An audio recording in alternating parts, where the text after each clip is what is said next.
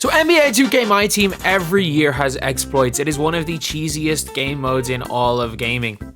Honestly, from the beginning, it has been a case of who can exploit the game better is probably going to win. So starting off with NBA 2K13, the biggest cheese in that game was without question the eurostep threes.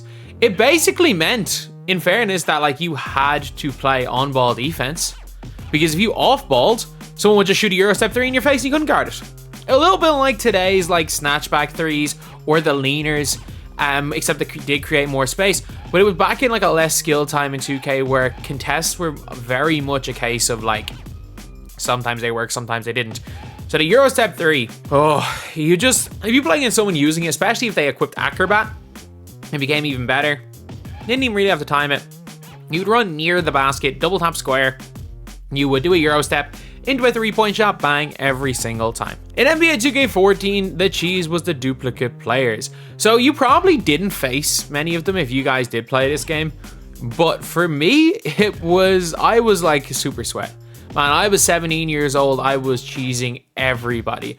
I ran Michael Jordan at the 1, Michael Jordan at the 2, Michael Jordan at the 3, Kevin Durant at the 4, I can't remember, like Hakeem or something at the 5. And off the bench, I ran Michael Jordan at the 1, LeBron James at the 2, LeBron James at the 3, another Kevin Durant at the 4, and somebody else at the 5. It was just crazy. If you faced off against somebody using the duplicate player glitch, I'm telling you, it was GG's. It was GG's. You might as well quit on lineup screen because you knew they took the game way too seriously in a time when there was no need to. NBA 2K15 was the cheesiest play in history. Because of the way defense worked in that game, they literally couldn't guard it. There was a play called 63 Fists or Horns 91 Fist.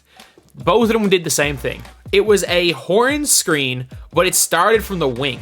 So you came off the main screen, and then the guy who you came off the screen would then go into the corner on like a pin down.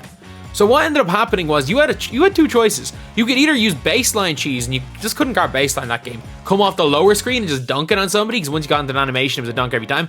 Or you could go and attack middle, and you would either go middle and dunk it on them because their defense always helped in, and normally the defense on both sides helped in, so you could either hit the right corner or, well, the corner, strong side corner, or you could go and hit the guy who's coming off the flare screen into the opposite corner. It was literally the like quick horns 4 flare from now, except on the wing and literally unguardable because corners dropped every time. NBA 2K16 was Stephen Curry. Nothing really in the game, just a specific player, and it was Stephen Curry. The man was just, I'm sorry to anyone who never experienced Stephen Curry, but he'd shoot from half court. Like, he literally would two-hand half court heave and it would go in at probably 50% rate.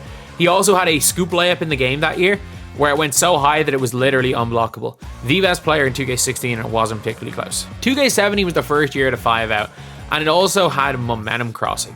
It was the first year of both 5-out and momentum crossing being like OP, and no one really knew how to guard it. It was still back in the day where most people played on ball. So literally it was a case of someone on ball your point guard, 5-out momentum cross dunk. 5-out momentum cross dunk. They send help, kick to the corner, green to 3 every single time. It was just unguardable. Like, I sucked at 17 for a while.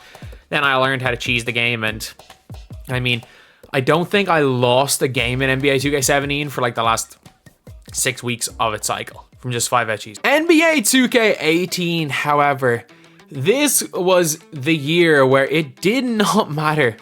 It did not matter what defense you played. And I'm sorry, you could have the best on-ball defense ever. You could have the best bait defense ever.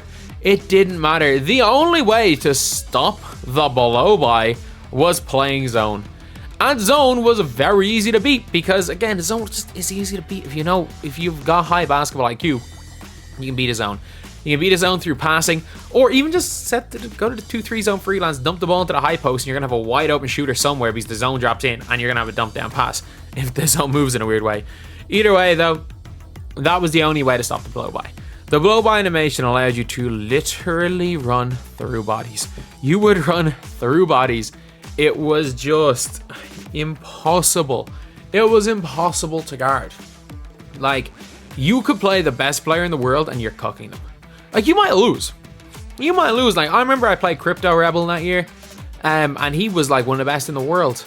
Legitimately one of the best in the world. And I got popped. I'll admit it. I'm big enough and bold enough to admit that I got popped.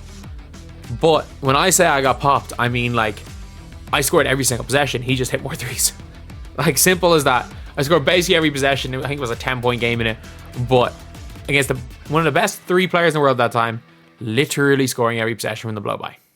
NBA 2k19.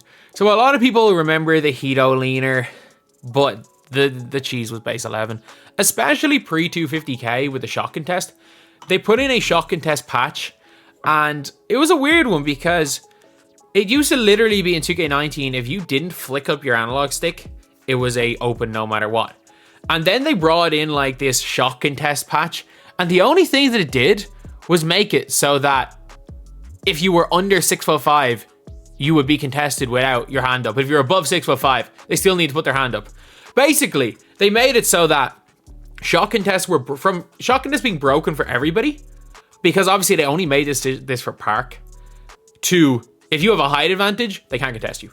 So basically, all this did, my team, was mean that people just ran tall players at base 11. Base 11 was the hardest to contest release outside of LUKA and 2k22, but it literally was a case of, literally was just a case of use the tallest players in the game at base 11. Use your Tom Gugliotas, use your Hitos, use your AK-47s, use your Bob Pettits, use your James Worthies. Probably put your Gilbert Arenas to the side. Use your Antoine Jamesons, and that was it. Like, you use those guys and a center, and it was GG's. They couldn't guard you. You would hold the square button, and it was a case of, do you time correct or do you not time correct? If yes, ball goes in. If not, ball probably still goes in because 2K19. But yeah, that was a year with trail cheese. That was a year with post fades. It didn't matter. Base 98 was just a freaking joke that year. An absolute joke. NBA 2K20, like, it did have the D-Pash. The D-Pash for a lot of the year would have been the cheese, and it probably was the cheese. And I'm going to put that as the main cheese above the tween. The tween, oh my god. The freaking dribble glitch.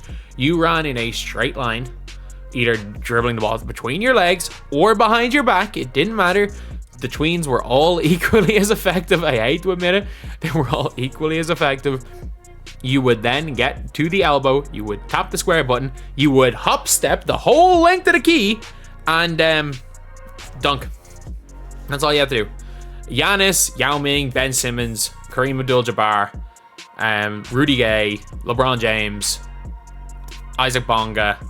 I think who else had a tween? LaMelo Ball had a tween. James Wiseman had a tween. Bill Walton had a tween, who could play point guard that year.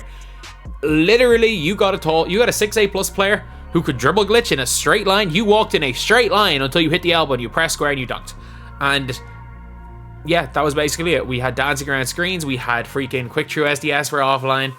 We had so much cheese that year, but the tween was just broken. But I'm still going D-Pash. I'm still going D-Pash. Because the tween was really in the game for a month, D-Pash in the game for a year. You literally just attacked the basket at an angle and you would force all corners to drop. You couldn't really guard running to the basket at that angle. And I will say it, the only reason the D-Pash doesn't work now is because if you try to attack that angle, they programmed it so that your own player will cut you off. Like, not the other team's defenders. The 2K defense still can't guard D-Pash. The problem is the devs literally made it so that your own player will guard your player running to the basket if you try to run D-Pash in 2K23. It is completely wild. Completely wild. But yeah, D-Pash clearly not a thing anymore. But rim running for 2K23, man, outside of Giants, might be the next most OP thing. Now we're on to NBA 2K21, and there are two. Because there's current gen and next gen. Current gen is a speed glitch. Like, you're just playing with race cars. You're just speed glitching all over the floor. It's hard to guard. It's really just stupidly hard to guard. Whatever with the Curry slide and everything being good, no, it was speed glitching. And then on 2K21 next gen, it was running past people with giants. So there was not even an exploit. It was the worst programmed speed in the game. So they launched the game, cool, it's fine. They've then brought in a patch in January that made tall players faster with the ball than without the ball. So say if you were a 7'6" player with the ball can have 60 speed, and he'll be faster than a 6 foot or a 5'11" player with 99 speed. And you might be saying, oh, but they have longer strides. No, that wasn't it. So smaller players, when they had the ball, slowed down and they couldn't, like a small player dribbling the ball couldn't move. They just couldn't dribble the ball. Their speed would half. But if you had a small player without the ball, they'd run 10 times faster than a tall player. So a 7-2 player versus a, let's just say 6-2 player, if they both have the ball, the 7-2 player will run the length of the court so much faster than a 6-2 player. But then if they don't have the ball, the 6-2 player would run it way faster than the 7-2 player. So giants were super slow without the ball, but unbelievably fast with the ball, and small players were super fast without the ball and slow with the ball. So basically, it meant that nobody could guard anybody. Like, if you ran a small player, they were locked down on defense because they were so much faster than everybody else on defense. But yeah, when they had the ball in their hand, they were slow, so they couldn't play offense. And then the tall players couldn't guard anybody. So what it meant is that people running Taco, Simbular, Yao Ming, Bo, no one could guard them because the only people fast enough to guard a Taco, a Bo, because they were 7'6" with the speed with ball exploit, were the small players. So you had to like sacrifice. You had to run like I was running Bill Russell to guard Taco because Taco couldn't guard Taco. But then if my opponent could post hook and they could center post hooks, I couldn't guard them with Bill Russell. Like you literally had to set your matchups. And if you try to put Taco on Taco, Taco was too fast for Taco on both ends. Because Taco ran like Usain Bolt with the ball and ran like me on a bad Achilles without the ball. But yeah, 2K21, it's hard to describe how just broken that game was. 2K22's LUKA. Like, I know you current gen guys are gonna say, oh, but LUKA sucked on our gen. Who the hell cares? You're playing on current gen. Like, go use Michael Jordan. He did the same thing as LUKA for that gen. Or Booker. But yeah, Luka Doncic, you literally press square. You press square. He was the easiest to use player in the history of the game. You walk past the halfway line and you press square. Nothing else. You just press square, ball went in. You shot a white, contested white, didn't matter, ball went in because whites went in 22. You shot a very late, ball probably went in. Like, I'm telling you, it was the most broken card ever. And 2K23, this button, being a rat, triangle cuts. It's triangle cuts. And not only specifically triangle cuts, it's just everything about the height meta. So tall players this year, they put in a contest system to stop mashing in park. And what it basically did, because again, with every gameplay thing and every patch, the 2K devs don't test how it's going to be on 99 speed players or 7'6" players. Like, I can guarantee you 2K bring in a patch, just like what we obviously saw what happened in 2K21, because big 7'3" guys have 40 speed and it was unnoticeable how much they ruined the game with the patch. And I guarantee it happened with this year's patch, because like pre-layup patch, there was a patch in like November that basically meant that nobody could make layups unless they were 7'5". You just couldn't make layups. The endgame somehow could make layups, but nobody else could make a layup unless they were 7'5". But what ended up happening was it clearly didn't test Yao Ming because Yao was just unbelievable. You couldn't, if Yao was on your opponent's team, you couldn't score a layup because Yao, with his hands down by his side, would contest you from anywhere to try stop mashing. But all it did was meant that the only guys that could mash were like 7'3" or taller. And if you had a like 3-inch height advantage, you would score every time in the paint. And if you didn't have a 3-inch height advantage, you would miss open layups. It was the worst patch, and clearly a patch with gameplay devs who tested it and play now in Park and didn't realize how it would translate to my team, because the gameplay devs, I can guarantee you, don't play my team. I can guarantee you not only did not play my team, they could not give a damn about my team. But basically, yeah, that's just what happened. It's just what happened. It meant Taco ran riot. It meant that a freaking Taco with 60 speed from March is still one of the best centers in the game, or power forwards in the game. It meant that a Yao Ming card from January is my starting center. It meant that Victor is the best my team player we've ever seen. And then to add on to all that, the triangle button. Taller players are the only ones that can pass the ball. Small players for some reason can't even pass. Small players get stripped more often. It's just literally the game. They did not test how this game plays with Giants. They didn't. Simple as that. The devs don't care about the My Team game mode. And the 2K like content guys aren't gameplay devs. So they put in a Yao Ming, not realizing that it would completely ruin their game mode. They put in Taco. They didn't realize the actual repercussions it was going to have. But at the end of the day, it's not their problem. It's a problem of the gameplay devs not testing for their biggest moneymaker.